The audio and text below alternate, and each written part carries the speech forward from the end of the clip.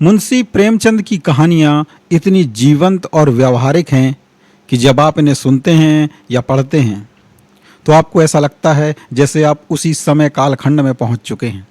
मुंशी जी ने अपनी कहानियों में समाज की वास्तविकता को बड़ी ही आसान भाषा में समझाया है और मुंशी जी की कुछ कहानियाँ और उपन्यास लेकर मैं उपस्थित हुआ हूँ आपके लिए। अगर आपको ये कहानियाँ पसंद आएँ या आपके कोई सुझाव हों तो आप मुझे अवश्य कमेंट बॉक्स में बताएं। मैं इन कहानियों को थोड़ा व्यवहारिक रूप में आपके सामने सुनाने का प्रयास करूंगा। तो चलिए शुरू करते हैं पहली कहानी, जिसका शीर्षक है दो बैलों की कथा। जानवरों में गधे को सबसे बुद्धिहीन जानवर समझा जाता है।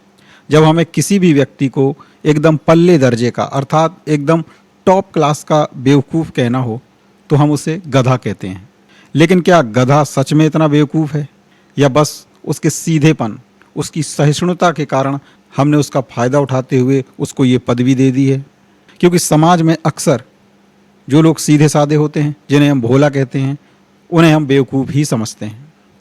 हमारी दृष्टि में वो बेवकूफ़ लोग हैं। ऐसे तो गाय भी सींग मारती है।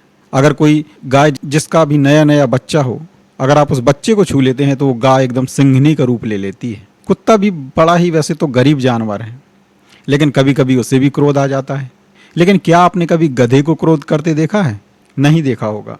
गरीब को जितना चाहे मारो, चाहे जैसा खराब सड़ा हुआ खाना या उसे घास डाल दो, उसके चेहरे पर कभी असंतोष की छाया नहीं दिखाई देगी। बैसाख के महीने में भले ही कभी एक आध बार कुलेल कर लेता हो, पर उसे कभी आपने खुश नहीं देखा होगा। उसके चेहरे पर एक स्थायी विषाद स्थायी रूप से छाया रहता है।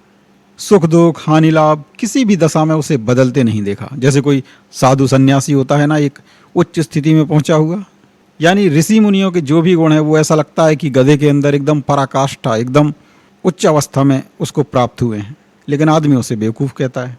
ऐसा लगता है जैसे सद्गुणों का इतना अनादर पहले कभी नहीं हुआ। शायद सीधापन संसार के लिए उपयुक्त है ही नहीं। आप देखिए ना कि भारतवासियों की अफ्रीका में क्या दुर्दशा हो रही है। दरअसल ये जो बात अफ्रीका में दुर्दशा की बात है, ये मुंशी जी उस समय कह रहे हैं जब वो इस कहानी को लिख रहे हैं। उस समय की भारतीयों की स्थिति अफ्रीका में क्या थी ये बताना चाह रहे हैं। अमेरिका में भी भारतीयों को घुसने नहीं दिया जाता है। क्यों? भारतीय शराब नहीं पीते हैं, बुरे व्यसनों में नहीं फंसते हैं, 4 पैसे अपने बुरे समय के लिए बचा कर रखना चाहते हैं, जी तोड़कर काम करते हैं, किसी से लड़ाई झगड़ा नहीं करते, दूसरों की बात सुन के चुप हो जाते हैं, शांत हो जाते हैं, लेकिन फिर भी बदनाम हैं। सीधे साधे लोग इसी बात का सामना करते हैं। अगर वो भी ईंट का जवाब पत्थर से देना सीख जाएं तो शायद वो सभ्य कहलाने लगेंगे, जो आज के ज़माने की सच्चाई है। आप जितने तेज होंगे, जितने मुंह फट होंगे और जितने पाश्चात्य संस्कृति को अपनाने वाले होंगे, आप उतने ही सभ्य समझे जाएंगे। जापानियों को देखिए आप, इसमें उन्होंने जापान की मिसाल दी है। वो कहते हैं कि जापान की एक ही विजय ने उन्हें संसार की सभ्य जातियों में सबसे उच्च स्थान पर पहुंचा दिया। जापान ने दरअसल एक समय, आप ये मानिए, आधे विश्व में कब्जा कर लिया था। ये एक अलग बात है, इतिहास का विषय है, इसको हम फिर कभी देखेंगे। कहानी में आगे बढ़ते हैं। मुंशी जी लिखते हैं कि गधे का एक छोटा भाई और भी है जो उससे थोड़ा कम गधा है, और वो है बैल। जिस अर्थ में हम गधे का प्रयोग करते हैं, कुछ उसी से मिलते जुलते अर्थ में इसको बछिया का ताऊ भी कहते हैं। कुछ लोग बैल को शायद बेवकूफ़ों में सर्वश्रेष्ठ रखेंगे, लेकिन मेरा ऐसा विचार नहीं है। बैल कभी कभी मारता भी है, कभी कभी अड़ियल बैल भी देखने में आ जाता है, जो शायद एक कदम भी आगे नहीं बढ़ाता है जब अड़ जाता है तो। और भी कई रीतियों से वो अपना असंतोष भी प्रकट कर देता है, इसलिए उसे गधे से थोड़ा नीचे रखा गया है। झूरी काछी जो एक किसान है, उसके 2 बैल हैं, एक का नाम है हीरा और एक का नाम है मोती। दोनों पछाई जाति के बैल हैं, देखने में बहुत ही सुंदर, काम में एकदम चौकस और डील में एकदम ऊंचे। उन्हें बहुत दिन हो गए हैं साथ साथ रहते हुए, और इसलिए उनमें बहुत भाईचारा भी हो गया है। दोनों आमने सामने या आसपास जब बैठे हुए होते हैं तो लगता है जैसे कि एक मूक भाषा में विचारों का आदान प्रदान कर रहे हैं। एक दूसरे की मन की बात को वो समझ लेते हैं। उनके पास ऐसा लगता है जैसे कोई गुप्त शक्ति है जो मनुष्यों में नहीं है। कभी दोनों एक दूसरे को चाट कर, कभी सूंघ कर अपना प्रेम प्रकट करते हैं। कभी कभी वो एक दूसरे से अपने सींग भी मिला लेते हैं। ये हालांकि कोई उनका विरोध नहीं है, ये बस एक विनोद भाव जैसे 2 मित्रों में होता है। जब तक दो मित्रों में अगर कोई भी संकोच रह जाता है तो वो मित्रता नहीं मानी जाती है। दो मित्र एक दूसरे को गाली गलौज भी करते हैं, कभी कभी लड़ भी जाते हैं, लेकिन ये उनकी आत्मीयता होती है। बिना इन टकरार के सच्ची दोस्ती को भी बहुत ही फुसफुसा और हल्का फुल्का माना जाता है, जिस पर हम ज़्यादा विश्वास नहीं कर सकते हैं। जिस वक्त ये दोनों बैल हल या गाड़ी में जोत दिए जाते और ये गर्दन हिला हिला कर चलते थे, उस वक्त दोनों में से हर एक की चेष्टा ये रहती थी कि मेरे ऊपर ज़्यादा बोझ होना चाहिए। दिन भर के बाद दोपहर या संध्या का समय जब दोनों को खोला जाता तो दोनों एक दूसरे को चाट कर अपनी थकान मिटा लिया करते थे। उनकी नाद में खली भूसा पड़ जाने के बाद दोनों एक साथ उठते, एक साथ नाद में मुंह डालते, खाते और एक साथ ही बैठ जाते थे। अगर एक ने मुंह हटा लिया तो फिर दूसरा भी मुंह हटा लेता था। संयोग की बात है कि झूरी ने एक बार गोई को ससुराल भेज दिया। अच्छा, बैलों को क्या मालूम कि उनको क्यों भेजा जा रहा है। समझे मालिक ने हमें बेच दिया है। यहाँ गोई का अर्थ है कि दोनों बैलों को एक साथ मतलब जोड़ी में भेजा गया, उसको गोई कहा गया। तो दोनों को दरअसल जोतकर उसने अपनी ससुराल भेजा साले के साथ। बैलों को लगा कि मालिक ने हमें बेच दिया है। उन्हें अपना ये बेचा जाना अच्छा लगा या बुरा, ये तो कोई नहीं जान सकता या कोई नहीं बता सकता। लेकिन जब झूरी का साला गया उन्हें घर ले जा रहा था तो उसे पसीना आ गया दोनों को ले जाने में। पीछे से हाँकता तो दोनों दाएं बाएं भागते, पगहिया पकड़कर आगे से खींचता तो दोनों पीछे की ओर भागते। अगर वो उन्हें मारता तो दोनों सींग नीचे करके जोर जोर से हुंकारने लगते। अगर ईश्वर ने शायद उन्हें वाणी दी होती तो वो झूरी से अवश्य पूछते कि तुम हम गरीबों को क्यों निकाल रहे हो? हमने तो तुम्हारी सेवा करने में कोई कसर नहीं छोड़ी। अगर इतनी मेहनत से काम ना चलता था तो और काम ले लेते। हमें तो तुम्हारी चाकरी में मर जाना ही कबूल था। हमने कभी दाने चारे की शिकायत नहीं की। तुमने जो खिलाया सिर झुकाकर खा लिया। फिर तुमने हमें इस जालिम के हाथों क्यों बेच दिया? बेचारे बेजुबान जानवर संध्या समय अपने गंतव्य स्थान पर पहुंच जाते हैं। दिन भर के भूखे थे, लेकिन जब नाद में लगाए गए तो एक ने भी मुंह न डाला। दिल भारी हो रहा था। जिसे उन्होंने अपना घर समझा था, आज वो उनसे छूट गया था। ये नया घर, नया गांव, नए लोग, उन्हें सब एकदम बेगाने से लगते थे। दोनों ने अपनी मूक भाषा में शायद कोई सलाह की, एक दूसरे को तिरछी निगाहों से देखा और लेट गए।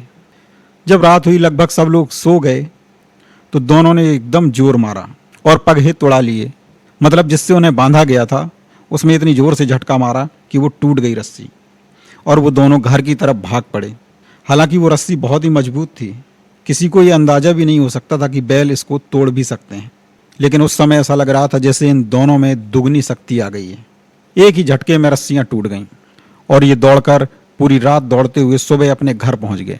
झूरी जब प्रातःकाल सो के उठता है तो उसने देखा कि अरे, दोनों बैल तो चरनी पर खड़े हैं। चरनी अर्थात जहां उन बैलों को जिस स्थान पर बांधा जाता था, जहां वो खूंटे लगे हुए थे उनके, उसको चरनी कहते हैं। दोनों बैलों की गर्दनों पर वो रस्सियां भी बंधी हुई थी जिससे उन्हें बांधा गया था। घुटने तक उनके पांव कीचड़ से सने हुए थे। हालांकि दोनों की आंखों में एक विद्रोह में स्नेह झलक रहा था। झूरी ने जैसे ही अपने बैलों को देखा, वो स्नेह से एकदम गदगद हो गया। दौड़कर उसने अपने दोनों बैलों को गले लगा लिया। प्रेमालिंगन और चुम्बन का वह दृश्य बड़ा ही मनोहर था। गांव मोहल्ले के सभी लड़के जमा हो गए और तालियां बजा बजा कर उनका स्वागत करने लगे। गांव के इतिहास में ऐसी घटना पहले कभी नहीं हुई थी। बाल सभा ने निश्चय किया कि दोनों पशु वीरों को अभिनंदन पत्र देना चाहिए। कोई अपने घर से रोटियां लाया तो कोई गुड़ लाया, कोई चोकर लाया तो कोई भूसी लाया। इस तरह से जिसकी जो सामर्थ्य थी, सब अपने अपने घर से एक तरह से एक भेंट लाए। एक बालक उन्हीं में से कहता है, ऐसे बैल शायद किसी के पास भी ना होंगे। दूसरा उसका समर्थन करता है, इतनी दूर से अकेले चले आए। तीसरा बोला, अरे ये बैल नहीं हैं, ये तो उस जन्म के आदमी लगते हैं। और इनकी बातों का प्रतिवाद करने का साहस किसी में ना हुआ, क्योंकि ये घटना ही ऐसी थी। झूरी की स्त्री यानी झूरी की पत्नी ने जब उन बैलों को द्वार पर देखा तो एकदम उसे अंदर से आग जल उठी। उसे क्रोध उत्पन्न हुआ। बोली, कैसे नमक हराम बैल हैं कि एक दिन वहां काम ना किया, भाग खड़े हुए। दरअसल उसकी पत्नी का भाई अपने यहाँ कुछ काम कराने के लिए ले गया था और जब ये बैल वहां से वापस आ गए तो स्वभावतः उसको बुरा लगने वाला था। लेकिन झूरी अपने बैलों पर इस तरह की बात, इस तरह का आक्षेप बर्दाश्त न कर सका। बोला, क्यों, नमक हराम क्यों है? चारा दाना ना दिया होगा तो क्या करते, भाग आएंगे? स्त्री ने रौब जमाते हुए कहा, बस तुम ही तो बैलों को खिलाना जानते हो, और तो सभी पानी पिला पिला कर रखते होंगे। झूरी ने कुछ चिढ़ाने के अंदाज में कहा, चारा मिला ही होता तो भागते क्यों? स्त्री और चिढ़ गई। भागे इसलिए कि वो लोग तुम जैसे बुद्धुओं की तरह बैलों को सहलाते नहीं हैं, वो केवल खिलाते हैं और रगड़कर काम भी लेते हैं। ये दोनों ठहरे कामचोर, भाग निकले। अब देखूं कहाँ से खली और चोकर मिलता है, सूखे भूसे के सिवा कुछ नहीं दूंगी, खाएं और चाहे मर जाएं। और वही हुआ। जो व्यक्ति उनकी देखरेख में लगा था, जो मजदूर, उसको कड़ी चेतावनी दे दी गई कि बैलों को खाली सूखा भूसा दिया जाए।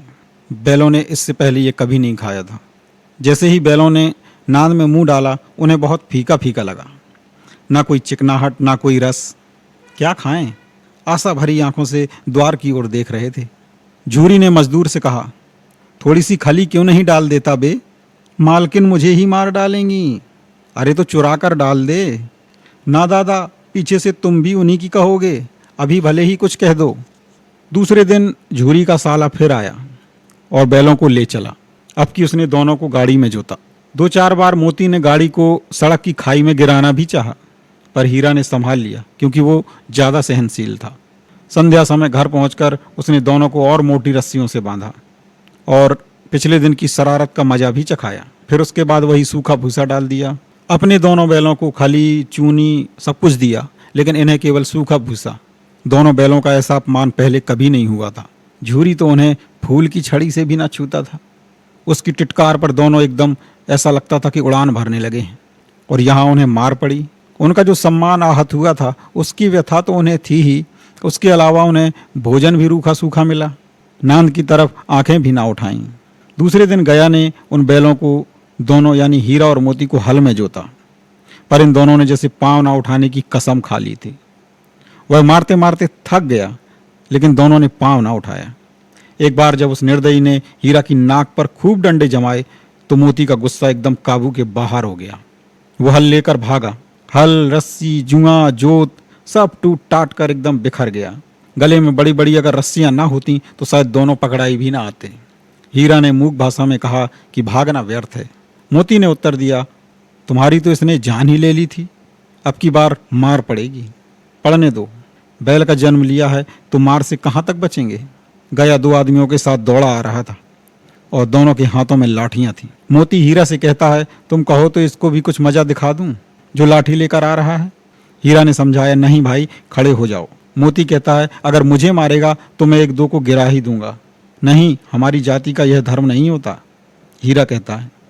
मोती बेचारा दिल में ऐंठ कर रह गया। तब तक गया नज़दीक आ पहुंचा था। उसने दोनों को पकड़ा और ले चला। कुशल हुई कि उसने इस वक्त मारपीट ना की, नहीं तो मोती पलटने वाला था।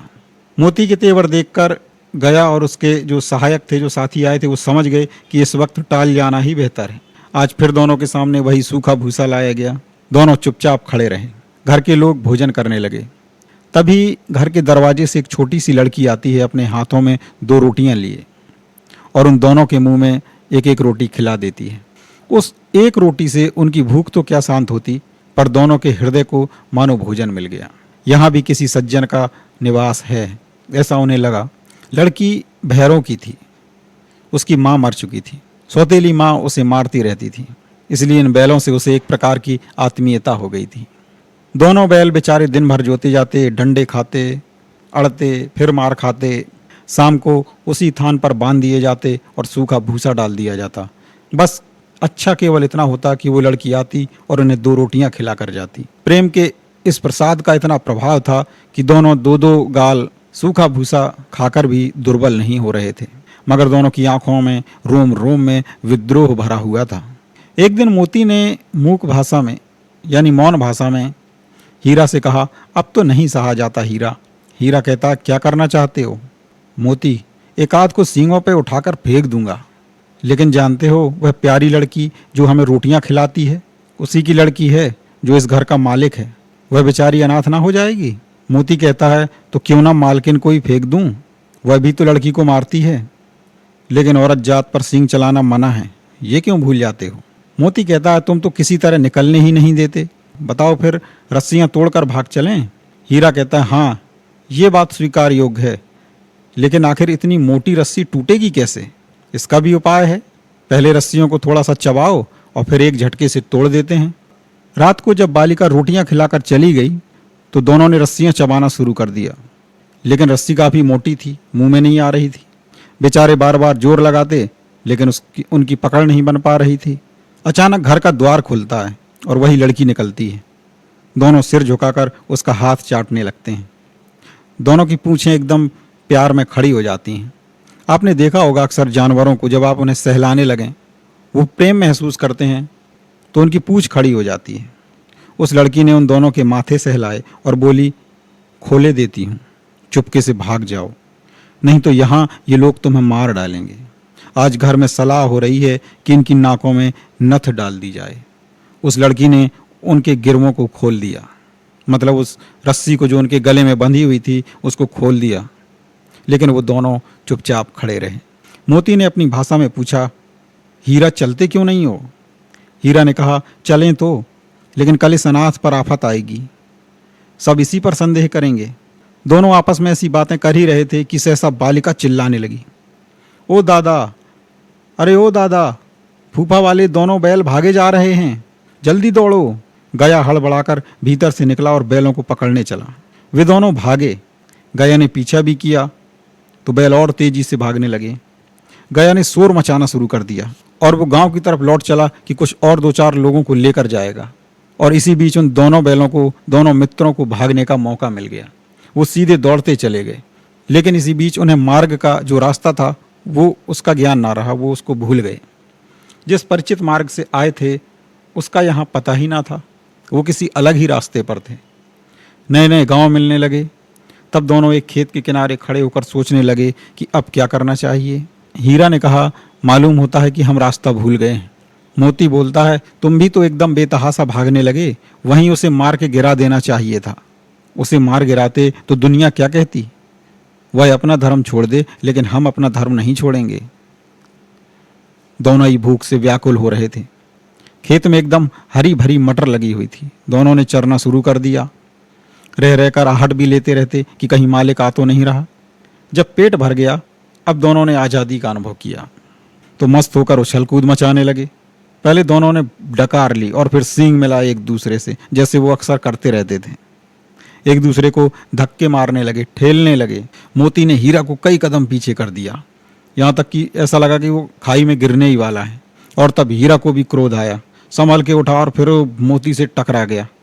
मोती ने देखा कि खेल में झगड़ा हुआ जा रहा है तो वो पीछे हट गया। मोती को लगा कि अब बात ज़्यादा आगे बढ़ रही है, इसलिए वो पीछे हट गया।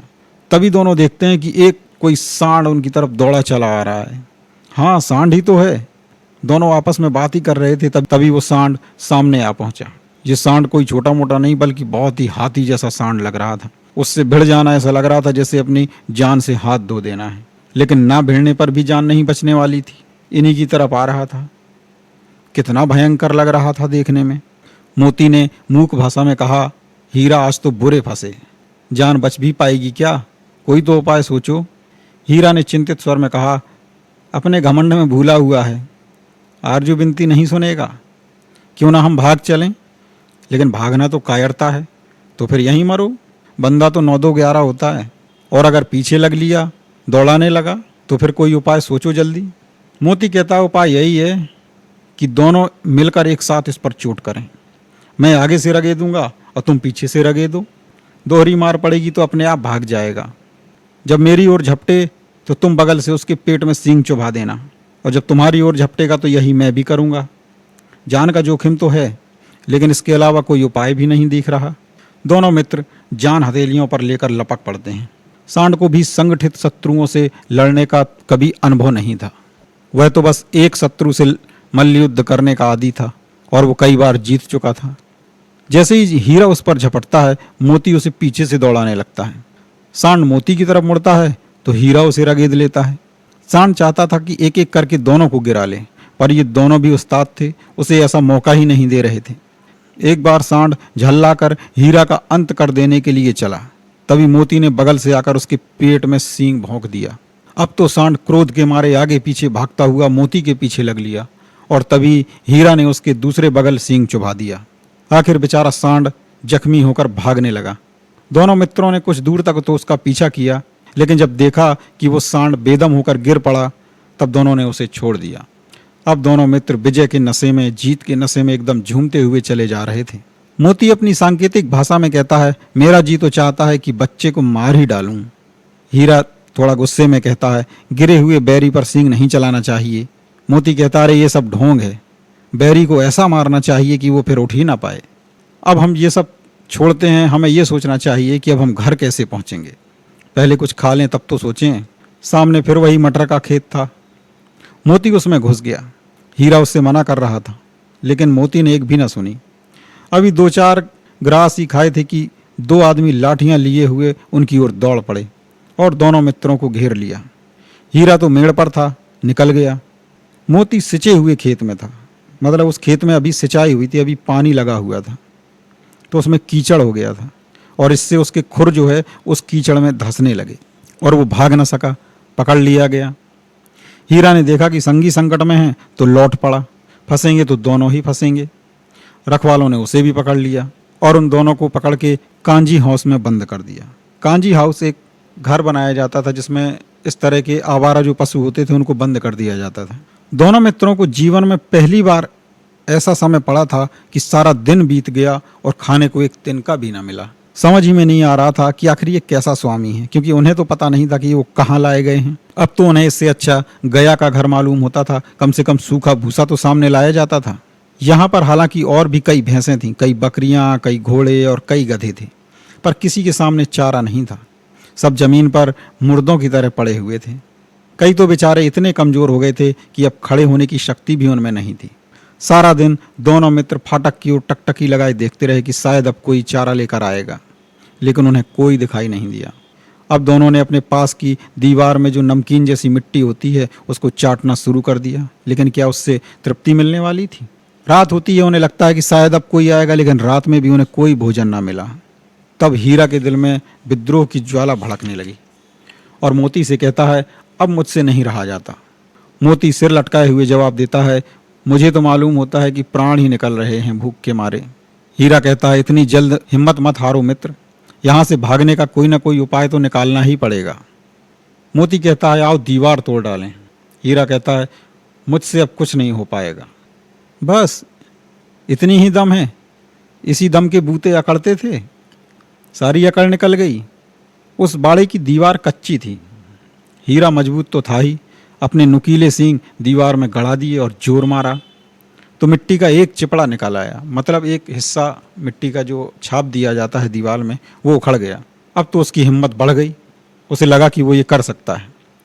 उसने दौड़ दौड़ कर दीवार पर चोटें करना शुरू कर दिया और हर चोट में थोड़ी थोड़ी मिट्टी गिराने लगा। उसी समय कांजी हाउस का चौकीदार लालटेन लेकर जानवरों की हाजिरी लेने आ गया। हीरा का उजड्डपन देखकर उसने उसे कई डंडे लगा दिए और मोटी सी रस्सी से बांध दिया। मोती ने पड़े पड़े कहा, आखिर मार खाई? क्या मिला? हीरा कहता है, अरे अपनी ताकत भर जोर तो मार ही दिया ना। मोती कहता है, ऐसा जोर मारना किस काम का कि और ज़्यादा बंधन पड़ जाए? हीरा कहता है, जोर तो मारता ही जाऊंगा, चाहे कितने भी बंधन पड़ जाएं। मोती, जान से हाथ धोना पड़ जाएगा। हीरा, कोई परवाह नहीं, वैसे भी तो मरना ही है। सोचो, अगर दीवार खुद जाती तो कितनी जानें और बच जाती। यहाँ पर हमारे इतने और भाई भी तो बंद हैं, किसी की देह में जान मालूम नहीं होती है। 2-4 दिन अगर यहाँ और रहे तो सब मारे जाएंगे। मोती कहता है, हाँ ये बात तो है। अच्छा तो ला, मैं भी थोड़ा जोर लगाता हूँ। मोती ने भी दीवार में उसी जगह सींग मारा। थोड़ी सी मिट्टी गिरी तो उसकी भी हिम्मत बढ़ी। फिर तो वह दीवार में सींग लगाकर जोर लगाने लगा, मानो जैसे किसी प्रतिद्वंदी से लड़ाई कर रहा हो। और कोई 2 घंटे की जोर आजमाइश के बाद दीवार ऊपर से लगभग 1 हाथ गिर गई। उसने दूनी शक्ति से दूसरा धक्का मारा तो आधी दीवार गिर पड़ी। दीवार का गिरना था कि अधमरे से पड़े हुए सभी जानवर एकदम चेत उठे। ऐसा लगा जैसे सभी में चेतना आ गई है। तीनों घोड़ियां एकदम सरपट भागने लगीं और फिर उनके पीछे बकरियां निकल भागीं। बकरियों के पीछे भैंसें भी खिसक लीं, लेकिन गधे अभी ज्यों के त्यों खड़े थे। हीरा पूछता है, तुम दोनों क्यों नहीं भाग जाते हो? एक गधा कहता है, अगर कहीं फिर से पकड़ लिए गए तो? हीरा कहता है, अरे तो क्या हरज है, अभी तो भागने का अवसर है। गधे कहते हैं, हमें तो डर लगता है, हम यहीं पड़े रहेंगे। आधी रात से ऊपर जा चुकी थी, दोनों गधे अभी तक वही खड़े सोच रहे थे कि भागें या ना भागें, और मोती अपने मित्र की रस्सी तोड़ने में लगा हुआ था। जब वह हार गया तो हीरा ने कहा, तुम जाओ, मुझे यहीं पड़ा रहने दो, शायद कहीं भेंट हो जाए। मोती ने आंखों में आंसू लाकर कहा, तुम मुझे इतना स्वार्थी समझते हो? हम और तुम इतने दिनों में एक साथ रहे हैं, आज तुम विपत्ति में पड़ गए तो मैं तुम्हें छोड़कर अलग हो जाऊं? हीरा ने कहा, बहुत मार पड़ेगी, लोग समझ जाएंगे कि ये सब तुम्हारी शरारत है। मोती गर्व से कहता है, जिस अपराध के लिए तुम्हारे गले में बंधन पड़ा, उसके लिए अगर मुझ पर मार पड़े तो क्या चिंता? इतना तो हो ही गया कि 9-10 प्राणियों की जान बच गई, ये सब तो आशीर्वाद देंगे ना। यह कहते हुए मोती ने दोनों गधों को सींगों से मार मार कर बाड़े के बाहर निकाला और तब अपने बंधु के पास आकर सो गया। भोर होते ही मुंशी और चौकीदार तथा अन्य कर्मचारियों में एकदम खलबली सी मच गई, जो उस कांजी हाउस की देखरेख करते थे। और फिर मोती की बहुत मरम्मत हुई और उसे भी हीरा की तरह एक मोटी रस्सी से बांध दिया गया। 1 सप्ताह तक दोनों मित्र बेचारे वहीं पड़े रहे। किसी ने चारे का एक तिनका भी नहीं दिया। हाँ, एक बार पानी दिखा दिया जाता था, बस यही उनका जीवन का आधार था। दोनों इतने दुर्बल हो गए थे कि उठा नहीं जाता था, उनकी हड्डियां बाहर को निकल आई थीं। एक दिन बाड़े के सामने डुगडुगी बज रही थी और दोपहर होते होते वहाँ 50-60 आदमी जमा हो गए। तब दोनों मित्र निकाले गए और उनकी देखभाल होने लगी। लोग आ जाकर उनकी सूरत देखते और मन फीका करके चले जाते। ऐसे मृतक बैलों को आखिर कौन खरीदेगा? यानी उन बैलों की नीलामी होने वाली थी। तभी एक दढ़ियल आदमी, जिसकी बड़ी बड़ी दाढ़ी थी और लाल आंखें थीं और उसकी मुद्रा एकदम अत्यंत कठोर भाव उसके चेहरे पर दिखाई देते थे, वो इन दोनों मित्रों के कूल्हों में उंगली गोदकर मुंशी जी से बातें करने लगा। उसका चेहरा देखकर अंतर्ज्ञान से दोनों मित्रों के दिल एकदम कांप उठे। आखिर ये कौन है और उन्हें क्यों टटोल रहा है, इस विषय में उन्हें कोई संदेह ना हुआ। दोनों एक दूसरे को भयभीत नजरों से देखते रहे और सिर झुका लिया। हीरा ने कहा, घर से नाहक ही भागे, अब जान नहीं बचने वाली। मोती ने उत्तर दिया, कहते हैं भगवान सबके ऊपर दया करते हैं, हमारे ऊपर क्यों नहीं दया आती? भगवान के लिए हमारा मरना और जीना दोनों बराबर हैं। चलो अच्छा ही है, कुछ दिन उनके पास तो रहेंगे। एक बार भगवान ने उस लड़की के रूप में हमें बचाया था, क्या अब ना बचाएंगे? यह आदमी छुरी चलाएगा, देख लेना। उन्हें अंदाजा हो गया था कि ये कसाई है। अरे तो क्या चिंता, मांस, खाल, सींग, हड्डी सब किसी न किसी के काम आ ही जाएंगे। नीलाम हो जाने के बाद दोनों मित्र उस दढ़ियल आदमी के साथ चल पड़ते हैं। दोनों की हड्डियां, दोनों की बोटी बोटी कांप रही थी। बेचारे पांव तक ना उठा पा रहे थे, पर भय के मारे गिरते पड़ते भागे जाते थे, क्योंकि वह जरा सी भी चाल धीमी करते तो जोर से डंडा पड़ जाता था। रास्ते में गाय बैलों का एक झुंड उन्हें हरे भरे खेत में चरता हुआ दिखाई देता है। सभी जानवर प्रसन्न थे, एकदम चिकने चपल थे। कोई उछल रहा था, आनंद से बैठा कोई पागुर कर रहा था। कितना सुखी जीवन था इनका, पर कितने स्वार्थी हैं सब। किसी को भी चिंता नहीं कि उनके 2 भाइयों को ये कसाई बांध कर ले जा रहा है। तभी दोनों को ऐसा मालूम होता है कि वो एक परिचित रास्ते पर जा रहे हैं और अचानक उन्हें ध्यान आता है कि अरे इसी रास्ते से तो उन्हें गया ले गया था।